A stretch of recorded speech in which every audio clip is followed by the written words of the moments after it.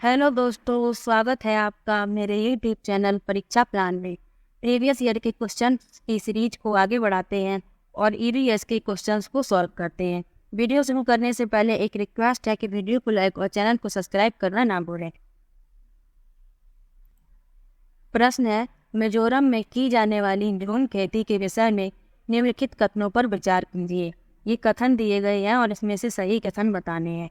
एक फसल को काटने के पश्चात भूमि को कुछ वर्षों तक खुला छोड़ देते हैं। इस भूमि पर उगने वाले बांस और खरपतवार को काट कर जला दिया जाता है। बीज बोने से पहले भूमि की गहरी जुताई की जाती है।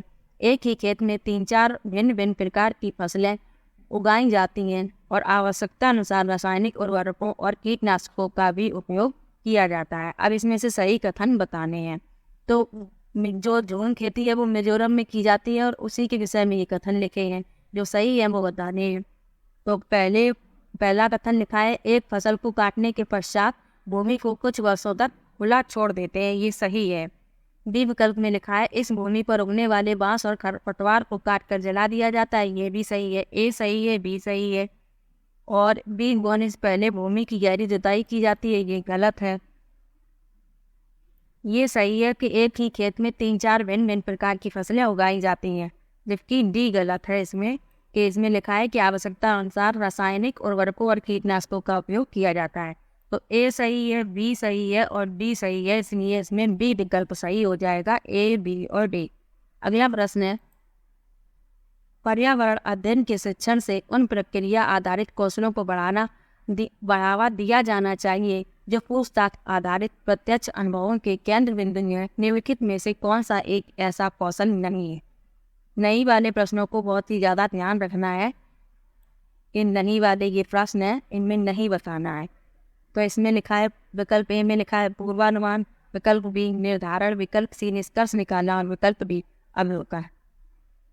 तो इस प्रश्न में बी विकल्प सही है, निर्धारण। अगला प्रश्न है, राधा विभिन्न प्रकार की यात्रा टिकटों का उपयोग करती है। ऐसे टिकटों के उपयोग से निम्नलिखित में से किस संकल्पना पर प्रभावपूर्ण ढंग से चर्चा की जा सकती है? अलग अलग साधनों से यात्रा करने पर यात्रा की लागत भी भिन्न होती है। यात्रा की लागत उस वाहन द्वारा प्रयुक्त ईंधन पर निर्भर करती है। सार्वजनिक परिवहन से एक स्थान से दूसरे स्थान जाने के लिए हमें टिकट चाहिए और आरक्षण की प्रक्रिया की समझ। इसमें कथन बताने हैं कौन से सही है। अलग अलग साधनों से यात्रा करने पर यात्रा की लागत भी भिन्न भिन्न होती है। ये बिल्कुल सही है, क्योंकि ट्रेन का किराया अलग होता है, बस का किराया अलग होता है, हवाई जहाज का किराया अलग अलग होता है। तो अलग अलग साधन है तो उनकी लागत भी भिन्न भिन्न होती है। अब इसमें लिखा है बी, यात्रा की लागत उस वाहन द्वारा प्रयुक्त ईंधन पर निर्भर करती है। ये गलत है। सार्वजनिक परिवहन से एक स्थान तक दूसरे स्थान जाने के लिए हमें टिकट चाहिए। बिल्कुल सही है। बिना टिकट की यात्रा दंडनीय अपराध है, इसलिए हमें टिकट लेना पड़ता है। आरक्षण की प्रक्रिया की समझ। तो इसमें ए और सी विकल्प सही है, इसलिए सी विकल्प इसका सही हो जाएगा। अगला प्रश्न है, प्राथमिक कक्षाओं के विद्यार्थियों को मानचित्र शिक्षण के लिए निम्नलिखित में से कौन सी युक्ति सर्वाधिक उपयुक्त प्रतीत होती है? अध्यापक द्वारा श्याम पट्ट पर मानचित्र बनाना तथा शिक्षार्थियों को विभिन्न स्थानों की स्थिति बताने को कहना। विकल्प बी में लिखा है, शिक्षार्थियों को निर्देश देना कि वे घर से भारत का मानचित्र लेकर आएं। विकल्प सी में लिखा है, शिक्षार्थियों को एटलस दिखाना और विभिन्न स्थानों की स्थिति बताने के लिए कहना। शिक्षार्थियों की सहायता करना कि वे अपने ही संकेतों का उपयोग करते हुए अपने निकटतम परिवेश का मानचित्र बनाएं तथा वस्तुओं की सापेक्ष स्थिति और दिशा पर ध्यान केंद्रित करें। तो इस प्रश्न में डी विकल्प सही है।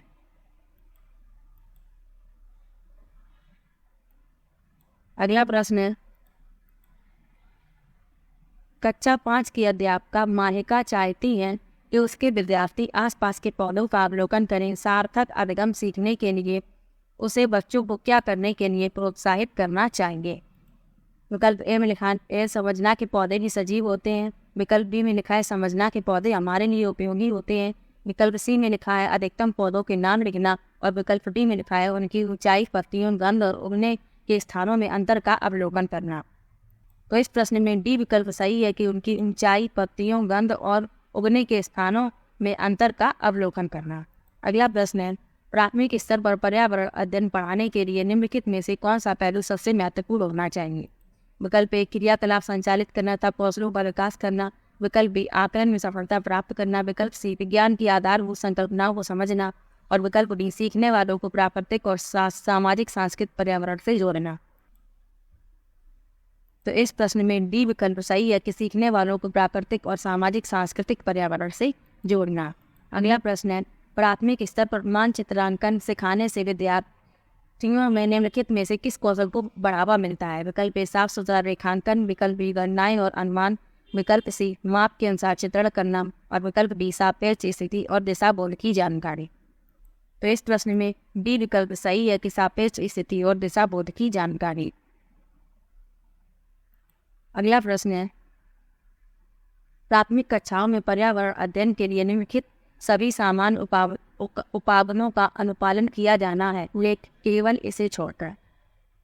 विकल्प ए मूर्त से अमूर्त, सरल से कठिन, स्थानीय से वैश्विक, अमूर्त से मूर्त।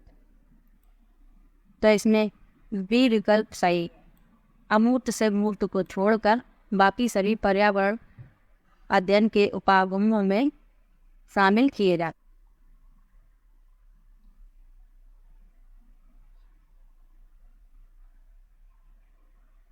राष्ट्रीय पाठ्यचर्या रूपरेखा NCF 2005 ने कक्षा 1 व 2 के लिए पर्यावरण अध्ययन के किसी पाठ्यक्रम या पाठ्यपुस्तकों की संस्तुति नहीं की। इसके लिए सबसे उपयुक्त कारण है। विकल्प ए पाठ्यक्रम का भार कम करने के लिए।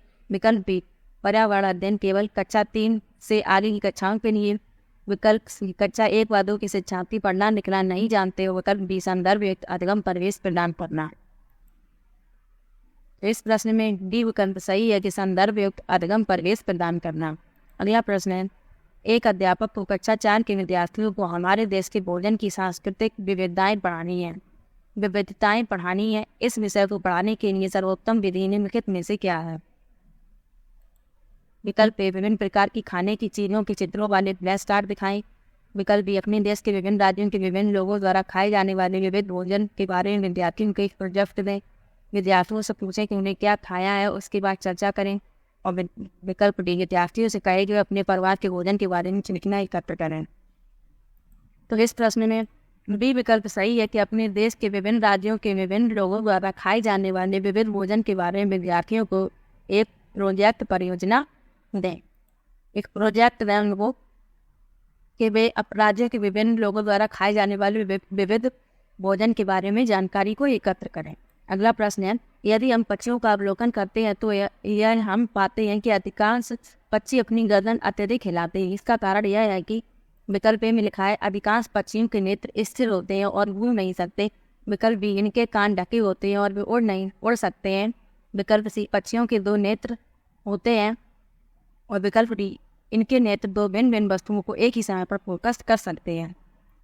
तो इस प्रश्न में ए विकल्प सही है कि अधिकांश पक्षियों के नेत्र स्थिर होते हैं और घूम नहीं सकते, इसलिए वो अपनी गर्दन को अधिक हिलाते हैं। अगला प्रश्न है, रीना आम पसंद करती है, वह इन्हें जाड़े के लिए संरक्षित करना चाहती है। निम्नलिखित में से कौन सा तरीका संरक्षण के लिए सर्वाधिक उपयुक्त है। विकल्प ए में लिखा है अचार और आम पापड़ बनाना।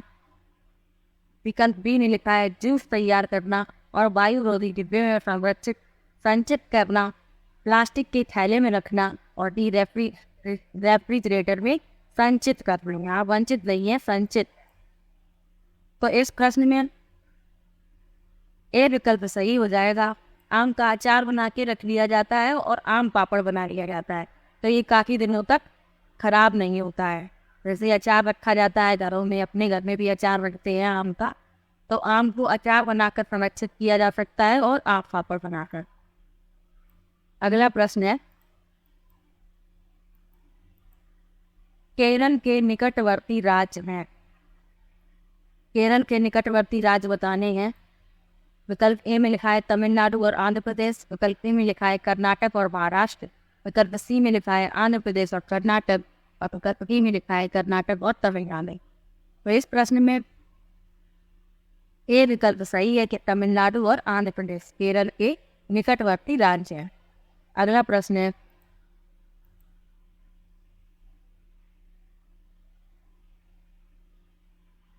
निम्नलिखित में से हमारे देश के किस राज्य के अधिकतर लोग नारियल के तेल में पकी हुई समुद्री मछली खाना पसंद करते?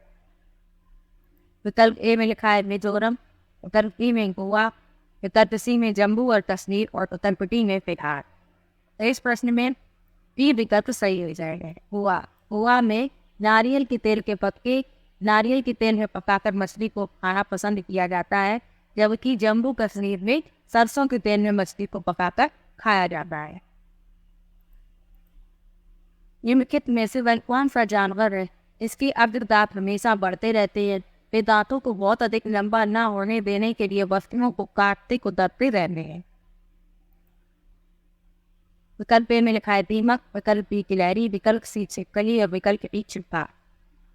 इस प्रश्न में डी विकल्प सही है। हाँ, अगला प्रश्न है, कोई किसान उर्वरकों और कीटनाशकों का अधिक उपयोग करके अपने खेतों में बार बार धान की फसल उगा रहा है। ऐसा करने से उसके खेतों की मृदा, विकल्प ए यह धान की फसलों के लिए उपयोगी हो जाएगी, विकल्प बी जुताई के लिए उपयुक्त बन जाएगी, विकल्प सी बंजर हो जाएगी और विकल्प बी अन्य फसलों के लिए भी उपजाऊ बन जाए। तो इस प्रश्न में सी विकल्प सही है। अगर एक ही फसल को बार बार उगाया जाएगा तो जो खेत की भूमि है वो बंजर हो जाए। अगला प्रश्न है, रेगिस्तानी ओक के बारे में निम्नलिखित कदमों का अध्ययन। रेगिस्तानी ओक के लिए एक वीडियो बनाई है, आप लोग उस वीडियो को देख सकते हैं, डिस्क्रिप्शन बॉक्स में उसका लिंक दिया है।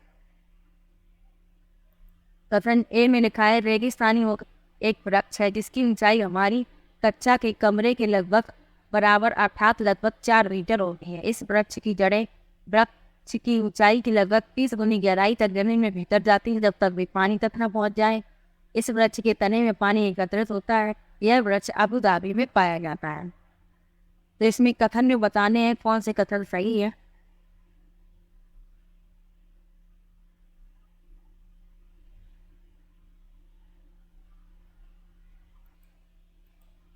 तो इसमें एक कथन सही है, रेगिस्तानी ओक एक वृक्ष है जिसकी ऊंचाई हमारी कक्षा के कमरे के लगभग बराबर अर्थात लगभग 4 मीटर होती है। ये सही है। ये भी सही है क्योंकि इस वृक्ष की जो जड़ें हैं पानी में उस गहराई तक जाती हैं जब तक पानी तक ना पहुंच जाए, जड़ें उस गहराई तक जाते हैं और इस वृक्ष के तने में पानी एकत्र हो जाता है। ये भी सही है, जब वहाँ पर कभी अकाल पड़ता है तो लोग उसमें पतला पाइप डाल के तने में पानी निकाल देते हैं। ये गलत रही है, अबू धाबी में नहीं पाया जाता, ये ऑस्ट्रेलिया में पाया जाता है। तो ए, बी और सी सही है, इसलिए इसका टी विकल्प सही है। अगला प्रश्न है, नई दिल्ली में रहने वाला कोई व्यक्ति पहले भोपाल और फिर या रांची का भ्रमण करता है, उसकी यात्रा की दिशा होगी। विकल्प ए में लिखा है पूर्व दिशा में और फिर दक्षिण दिशा में, पश्चिम दिशा में और फिर दक्षिण दिशा में। तो इस प्रश्न में बताना है कौन सा विकल्प सही है। तो इस प्रश्न में सी विकल्प सही है, पहले दक्षिण दिशा में और फिर पूर्व दिशा। अगला प्रश्न है, नीचे दिए गए सभी जानवरों में निम्नलिखित में से कौन सी विशेषताएं पाई जाती हैं? छिपकली, गौरैया, कछुआ और सांप। ऐसी कौन सी विशेषताएं हैं जो इनमें चारों में पाई जाती हैं, ये बताना है। विकल्प ए में लिखा है वे अंडे देते हैं, वे जहरीले होते हैं, वे भूमि एवं जल दोनों में रह सकते हैं, उनके शरीर पर सल्क से ढके होते हैं। तो इसमें ए विकल्प सही है। ये छिपकली, गौरैया, कछुआ और सांप चारों अंडे देते हैं, लेकिन चारों जहरीले नहीं होते हैं, भूमि एवं जल दोनों में नहीं रह सकते हैं ये चारों, और उनकी भी शरीर पर सल्क से ढके होते हैं। ये गलत है, ए विकल्प सही है। ये कॉमन है तीन चारों में कि वे अंडे देते हैं। अगला प्रश्न है, प्राथमिक स्तर पर पर्यावरण अध्ययन के शिक्षण में कहानियों और कविताओं का प्रभावी ढंग से उपयोग किया जा सकता है। पर्यावरण अध्ययन में इनके उपयोग का मुख्य उद्देश्य है। विकल्प ए कक्षा की विविधता की पूर्ति, विकल्प बी सीखने के लिए सतर्क वातावरण प्रदान करना, विकल्प सी पाठों को आनंददायक बनाना और विकल्प बी भाषिक कौशलों को बढ़ावा देना। तो इस प्रश्न में बी विकल्प सही है, सीखने के लिए संदर्भ वातावरण प्रदान करना। एक प्राथमिक स्तर की अध्यापिका जलाभाव के विषय पर अपने कक्षा 4 के बच्चों को प्रभावपूर्ण तरीके से किस प्रकार आंकेंगे? विकल्प ए में लिखा है बच्चों को जल संरक्षण पर नारे लिखने के लिए कहता। विकल्प बी उपर्युक्त विषय पर एक लिखित परीक्षा का आयोजन करके। विकल्प सी यह पता करके कि उन्होंने अपने दैनिक जीवन में जल की बचत कैसे प्रारंभ की। और विकल्प बी जल संरक्षण में पोस्टर बनाने की गतिविधि का आयोजन करके। तो इस प्रश्न में सी विकल्प सही है कि यह पता करके कि उन्होंने अपने दैनिक जीवन में जल की बचत कैसे प्रारंभ की। आपके प्रधानाचार्य ने आपको कहा कि कक्षा 5 के विद्यार्थियों को शैक्षिक अवलोकन यात्रा के लिए ले जाएं। इस अवलोकन यात्रा को सार्थक बनाने के लिए आप अपनी योजना में क्या सम्मिलित करेंगे। विकल्प क्रियाकलापों की एक स्तरीकृत सीट उस स्थान के बारे में तैयार करना और प्रमाणिक तथा सार्थक अध्ययन के लिए उसे विद्यार्थियों के साथ यात्रा से पूर्व साझा करना। विकल्प बी जहाँ जाना हो उसके बारे में जानकारी प्राप्त करने और पढ़ने के लिए विद्यार्थियों को कहना। विकल्प सी आनंद के लिए पर्याप्त भोजन और खेलों को साथ ले जाना। विकल्प डी यह सुनिश्चित करना कि विद्यार्थी अनुशासित रहे और उस स्थान का शांतिपूर्वक अवलोकन करें।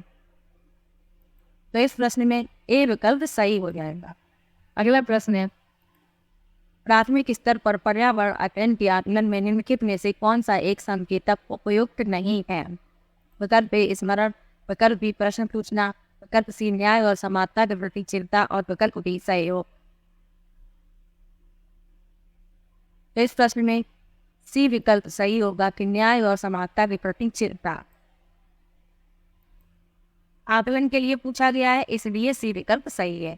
अगला प्रश्न इस पौधे में पत्तियां हैं जिन्हें सब्जी की तरह प्रयोग में लाया जाता है। इसके बीजों से तेल प्राप्त किया जाता है। यह पौधा है। विकल्प ए पालक। विकल्प बी नारियल। विकल्प सी बंद गोभी। और विकल्प डी सरसों। इस प्रश्न में डी विकल्प सही है। सरसों का साग भी बनाया जाता है और सरसों के जो बीज होते हैं उनसे तेल निकाला जाता है, इसलिए डी विकल्प इसका सही होगा। अगला प्रश्न है निम्नलिखित में से कौन सा मच्छरों से होने वाले रोगों का समुच्चय है। ऐसा समूह बताना है जिसमें सभी रोग मच्छरों से फैलने वाले हैं।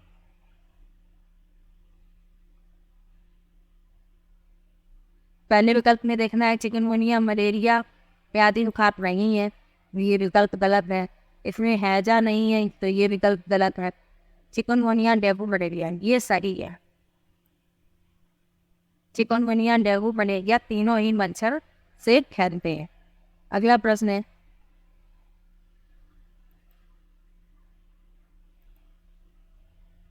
तो ये EVS के प्रीवियस ईयर के क्वेश्चंस थे। वीडियो कैसा लगा कमेंट बॉक्स में जरूर बताइएगा। वीडियो को लाइक और चैनल को सब्सक्राइब करना मत भूलिएगा। Thank you.